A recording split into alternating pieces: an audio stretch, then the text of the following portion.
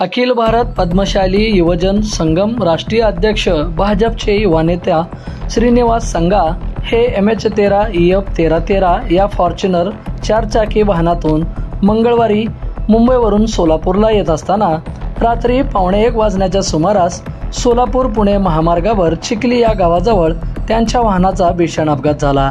हा अपघात एवढा भयानक होता की चारचाकी वाहनाचे चेंदामेंदा झाले आहे। सुदैवानं या अपघातात कोणतीही जीवितहानी झाली नाही।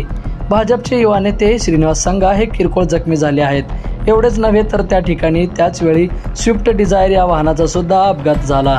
सुदैवानं त्या अपघातामध्ये सुद्धा कोणतीही जीवितहानी झाली नाही।